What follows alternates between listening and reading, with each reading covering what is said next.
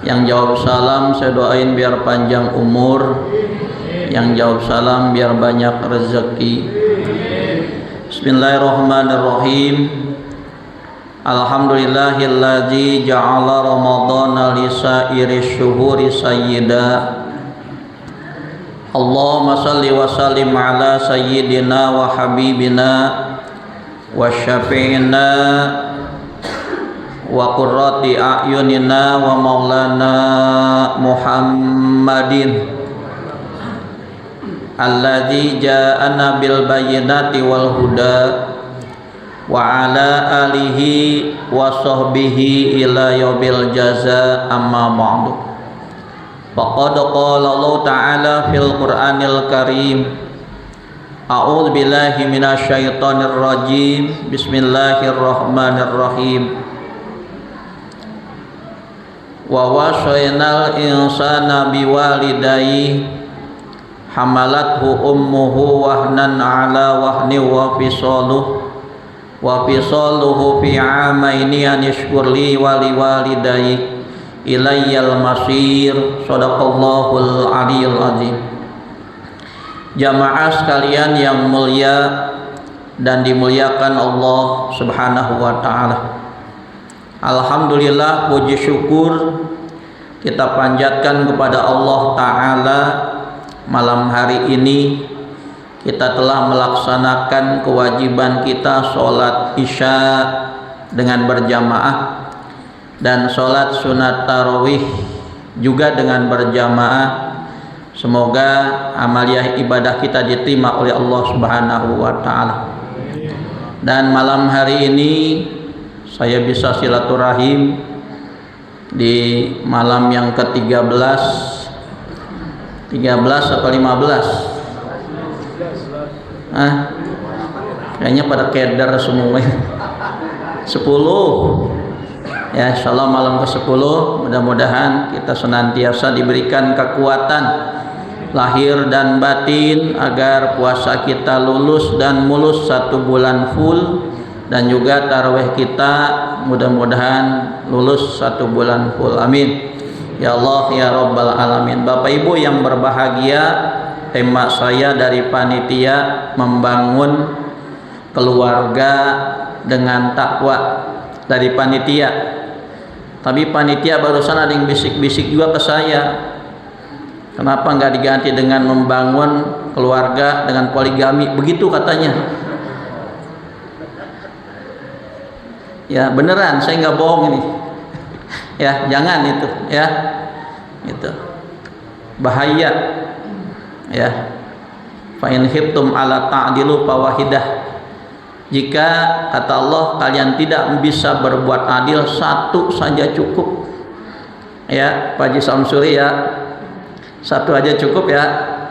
1 di Pamulang, 1 di Ciputat. Baik, udah saya jangan ngelantur terus. Membangun rumah tangga dengan takwa, insyaallah itu perintah Allah Subhanahu wa taala, supaya rumah tangga kita harmonis, sakinah, mawaddah warahmah, adem ayem, gemaripah, repeh rapih, loh jinawi ketut taharjo. Dengan takwa kita harus tahu dulu apa definisi takwa. Takwa menurut logat adalah al-khauf, menurut bahasa takwa itu takut. Menurut istilah takwa itu rumah tangga yang bertakwa yaitu imtisalu awamirillah wajtinabun nawahihi wattiba'u sunnati rasulillah. Takwa itu kerjakan perintah Allah, tinggalkan larangan Allah, ikuti sunnah Rasulullah sallallahu alaihi. Nah, jadi rumah tangga yang bertakwa dibangun atas dasar itu. Perintah Allah kita kerjakan, larangan Allah kita tinggalkan, sunnah Rasulullah kita ikuti. Salah satu perintah Allah ini bulan Ramadan, siangnya kita puasa, malamnya kita sholat sunat tarawih. Insyaallah rumah tangga kita akan harmonis. Kemudian ya, Di dalam surat Toha ayat 132 Allah perintahkan wa'mur akhlaka bis-sholati wastabir 'alaiha. La nas'aluka rizqan nahnu narzuquk wal aqibatu lit-taqwa. Tuh. Perintahkanlah keluargamu.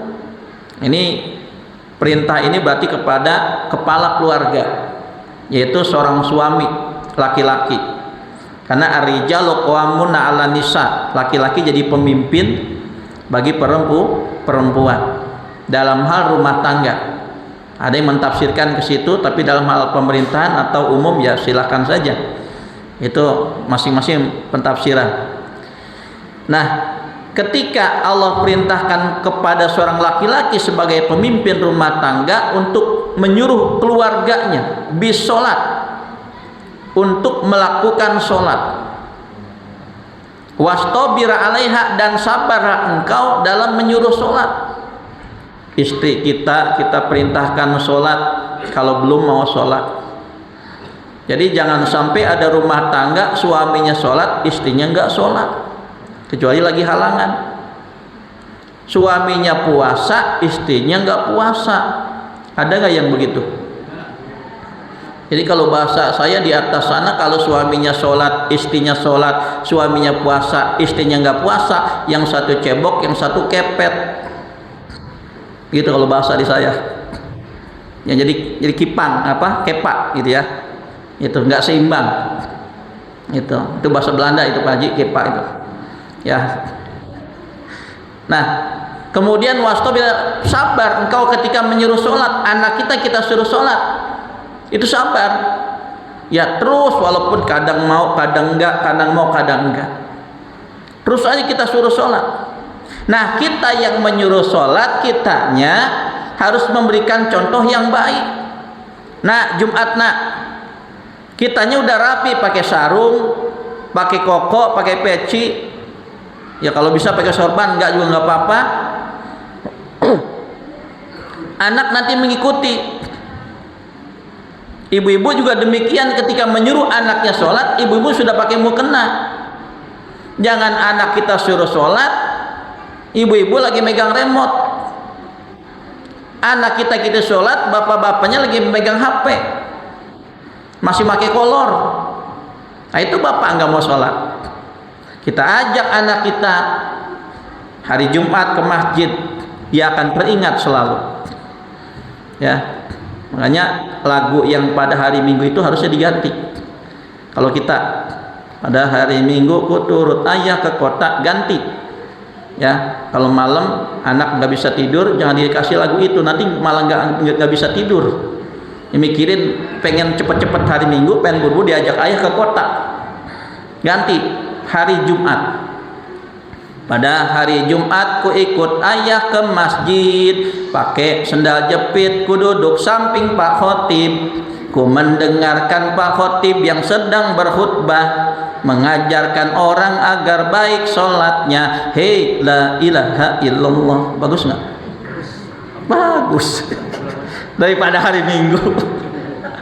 Ya. Nah, ini anak kita, ya. Walaupun ada hadis Rasul, adibu auladakum, didik anak kita. 3 perkara: cinta pada Nabi, cinta pada keluarga Nabi, cinta untuk membaca Al-Quran. Nah, tadi di surat Toha ayat 132, ya, nahnu narzukuk, nas'aluka rizqak, wa'mur ahlaka bis sholati wastabir 'alaiha. La nas'aluka rizqak, nahnu narzukuk.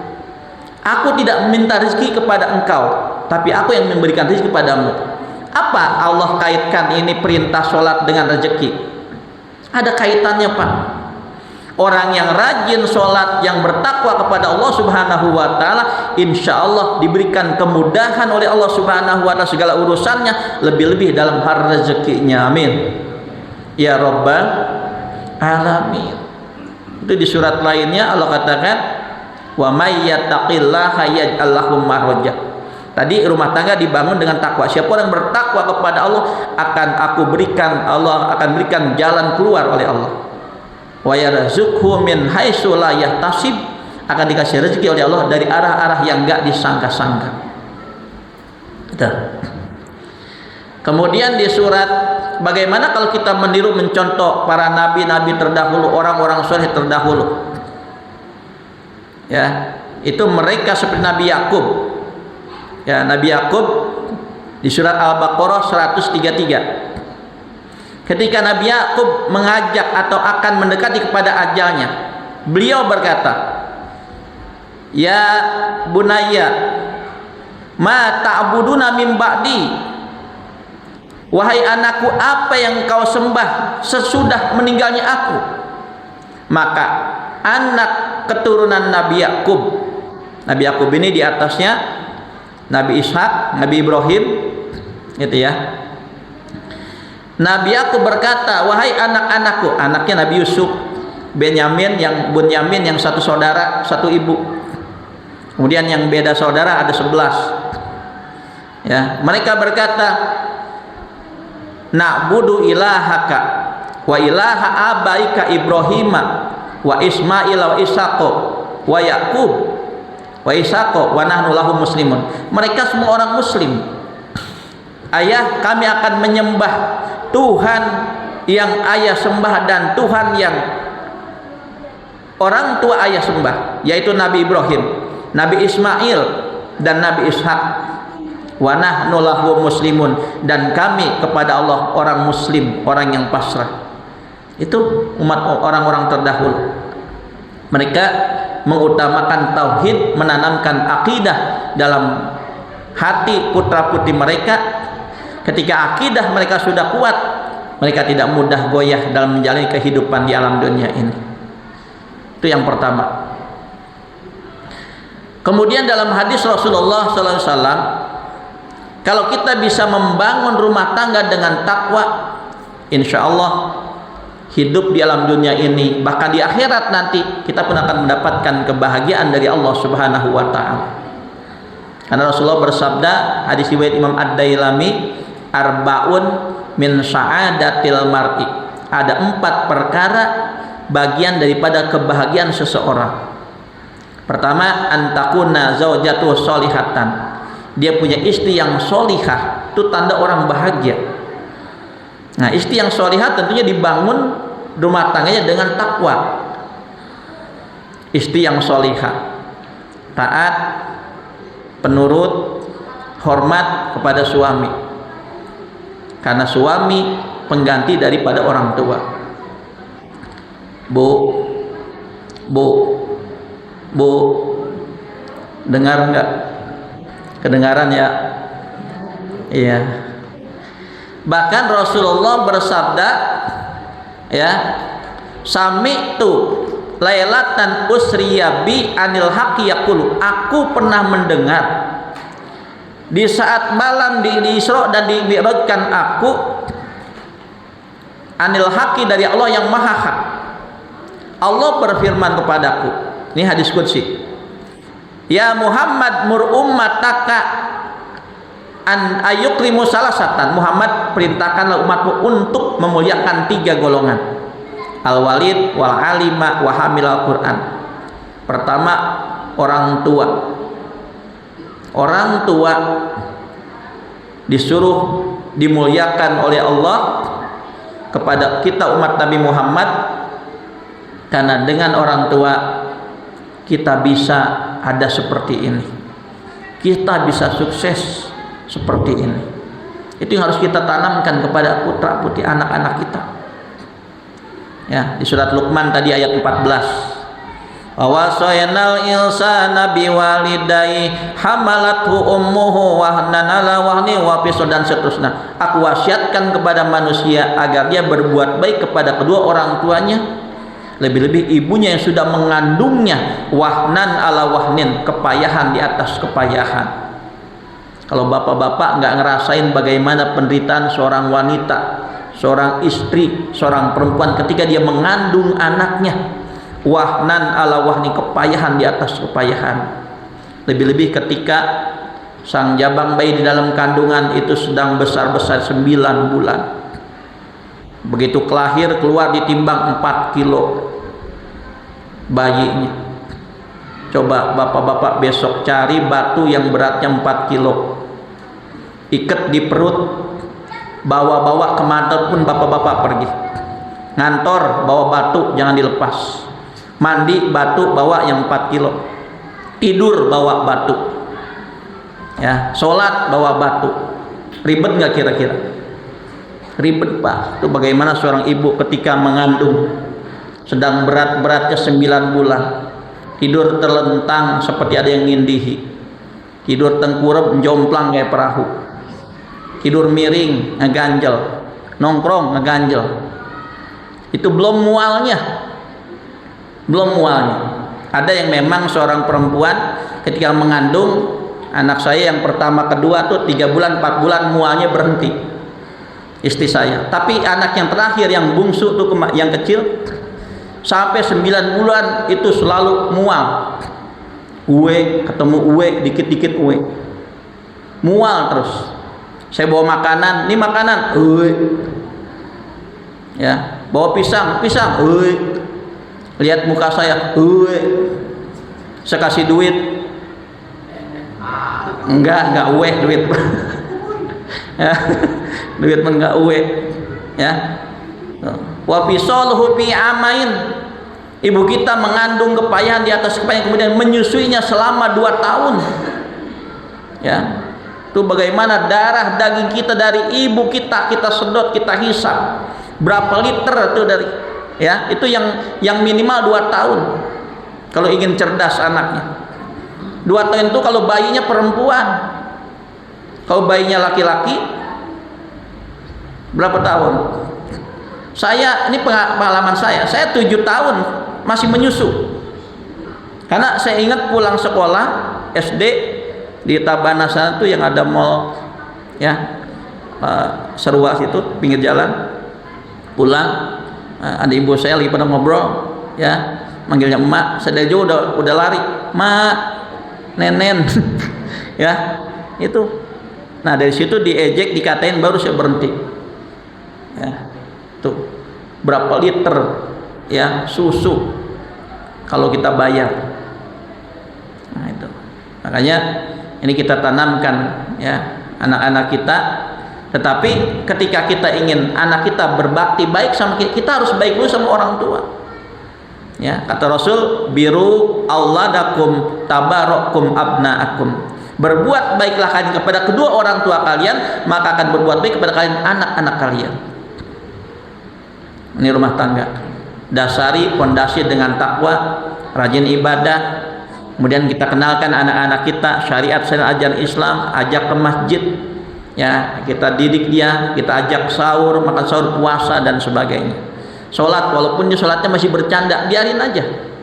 Sholatnya masih bercanda.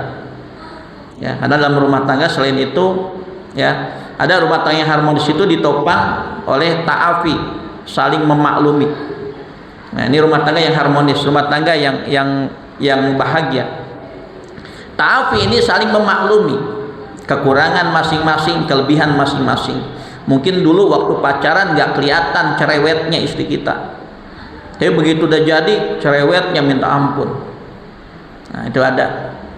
Kemudian seorang istri, ibu-ibu waktu pacaran dulu belum ketahuan adatnya, emosionalnya, ya kan, amarahnya suami, karena masih ditahan-tahan. Tapi begitu sudah menikah baru ketahuan. Yang adatnya nggak boleh salah sedikit. Ada yang gitu, ada. Yang mana orangnya? Ya, ada yang gitu. Nah itu harus memaklumi. Yang kedua, rumah tangga yang harmonis itu tasyawur, harus saling bermusyawarah. Ya, lebih-lebih seorang perempuan keluar ke warung, belanja kemana harus izin sama suami. Bahkan kata Rasulullah, wanita yang keluar tanpa izin suami, la'anat hal malaikatu hatta tarji'a, para malaikat melaknatnya sampai dia pulang ke rumah suaminya, sampai pulang ke rumah. Tasyawur. Kemudian kepala rumah tangga jangan mentang-mentang suami mau beli suatu nggak ngomong lagi, jual suatu nggak ngomong lagi. Ya, harus musyawarah. Istri juga sama, harus musyawarah. Ya, pernah ada kejadian di atas. Ya, suaminya naruh uang di kantong semen. kantong semen di kolong meja, ya, itu. Karena naruh uang di kantong, curiin mulu sama istrinya. Kantong celana ketahuan, dompet ketahuan, apa diselipin di peci ketahuan. Taruhlah uang 200.000 di kantong semen. Kantong semennya taruh ada 20 lembar tuh, ya, di kolong meja. Suaminya berangkat mancing, nggak ninggalin uang belanja. Istrinya nyari-nyari, anaknya minta jajan, nggak ada uang, ada kantong semen, ya kan? Nah, dalamnya ada duitnya 200. Ada yang gerobak tuh tukang beli barang bekas, ya kan? Bang, semen laku nggak? Kantong semen laku, Bu. Berapa satunya? 1.000. Ya udah dijual aja tuh 20 lembar kali 1.000, 20.000. Dalamnya ada duitnya 200.000. Udah kasih anaknya jajan. Suaminya pulang mancing sampai rumah, begitu dia lihat kolong meja nggak ada kantong semen. Kata suaminya, innalillahi wa inna ilaihi rajiun. Apa bang? Pulang mancing innalillahi wa inna ilaihi rajiun. Itu. Kenapa bang? Itu kantong semen siapa yang jual? Saya bang yang jual. Emang kenapa? Innalillahi wa inna ilaihi rajiun. Nah, karena di dalamnya ada uang 200. Kalau udah seperti itu yang salah siapa? Suaminya apa istrinya yang salah? Suami salah, istri juga salah. Dua-duanya salah. Suami naruh uang, naruh duit bukan pada tempatnya. Tadi naruh di dompet diambil, naruh di peci diambil, di bawah kasur diambil. Istri jual kantong semen nggak ngomong dulu. Nah itu ya pentingnya musyawarah. Atau ada kisah begini, ya, nenek-nenek sama aki-aki hidup rumah tangga, tinggal berdua, anaknya udah pada misah, hidup berdua. Ini nggak musyawarah, pentingnya musyawarah. Ya, begitu si nenek-nenek, ya kan, antingnya hilang sebelah, ya kan, suaminya jualan daun-daun itu singkong segala macam ke pasar di sepeda. Dilihat pulang, sepedanya dituntun, suaminya aki-aki, kakek-kakek. Ternyata ban depan pecah. Kata si nenek, aduh suami saya udah tua, udah jelek, mana nuntun sepeda, ya, mana bannya pecah, kasihan banget. Besok saya ke pasar mau jual anting-anting, mau beli ban sepeda. Tidur si nenek habis sholat zuhur, ya kan, si kakek habis lihat istrinya si nenek itu tidur, lihat antingnya tinggal sebelah. Ya Allah, kasihan banget istri saya, dari dulu setia sama saya susah juga ditemani, terus sampai tua begini, mana anting tinggal sebelah. Besok saya mau jual ban sebelah yang belakang, mau ke pasar mau beli anting-anting buat si nenek. Ini nggak ngomong nih, pentingnya musyawarah. Besok pagi si kakek berangkat ke pasar bawa ban sebelah, mau beli anting sebelah. Si nenek mau jual anting, mau beli ban sebelah, ya kan? Sampai di rumah ujung-ujung itu juga. Nah ini pentingnya musyawarah, tasyawur. Yang ketiga tasyakur. Dalam rumah tangga harmonis itu harus ada rasa syukur kepada Allah Subhanahu wa taala. Kemudian yang keempatnya tahabub, saling mencintai. Nah tadi 4 perkara tanda orang bahagia adalah 1, istrinya solihah. Bagaimana Rasulullah? Ya, ketika dia memiliki istri yang solihah Khadijah, capek lelah berangkat dari tempatnya pulang perang, ya, begitu ngucapin salam depan pintu, assalamualaikum, pintu dibuka, keluar Khadijah sudah cantik alami, sudah dandan, di make up dan sebagainya, mengucapkan salam, waalaikumsalam ya Rasulullah. Gemetar bibir Rasulullah mengucapkan baiti jannati, ya Allah, di jalan banyak yang cantik, ternyata ini surga bagiku, rumahku bagaikan surga bagiku. Begitu, ya, menyambut istri pulang perang ke Siti Khadijah.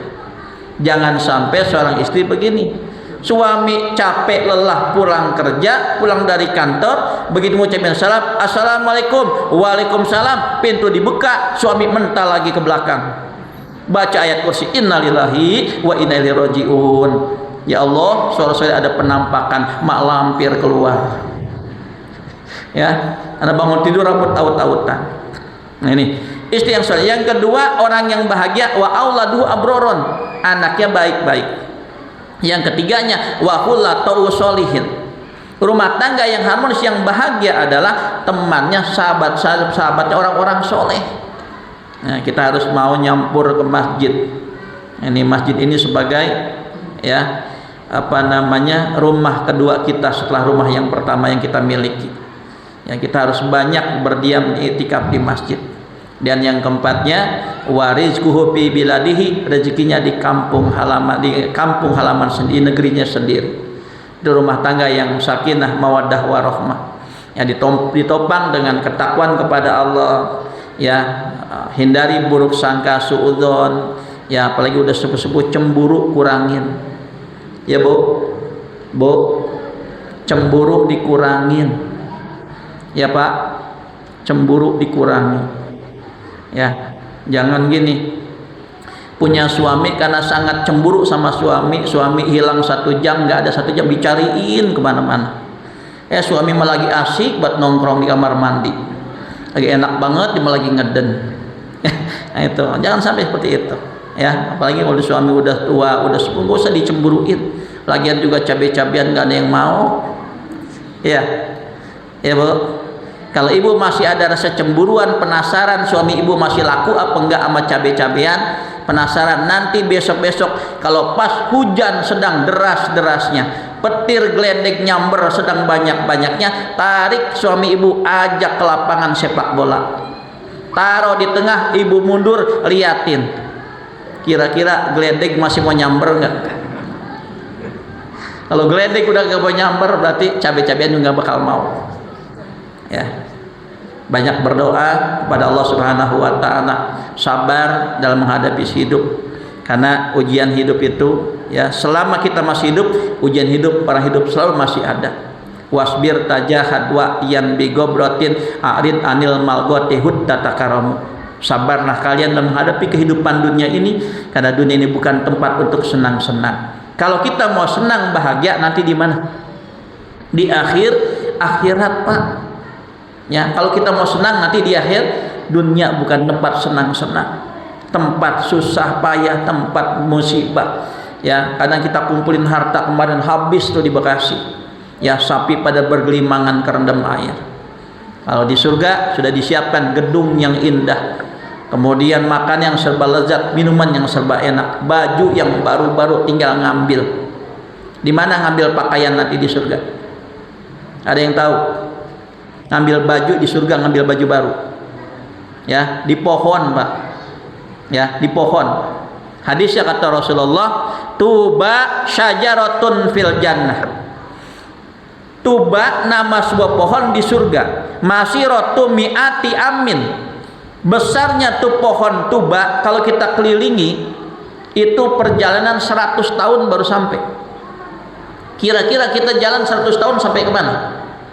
Yang suka jalan pagi, ya, ada orang Lampung jalan pak, ziarah dari Lampung naik feri jalan dari Pelabuhan Merak kemari sampai di Beranang Siang Bogor, terminal Beranang Siang Bogor, dia jalan sampai ke Cirebon 18 hari, itu pun malam istirahat tidur. Ini 100 tahun jalan. Nah itu pohon tuba, di besarnya nanti pohon tuba di surga. Wasiyabu ahlil jannah takhruju min akmamiha, pakaian ahli surga keluar dari kelopak pohon tuba. Nanti ngambil pohon di tuba, ngambil baju, ya, ambil baju di pohon tuba. Mudah-mudahan yang saya sampaikan ada manfaatnya. Makasih. Wassalamualaikum warahmatullahi wabarakatuh.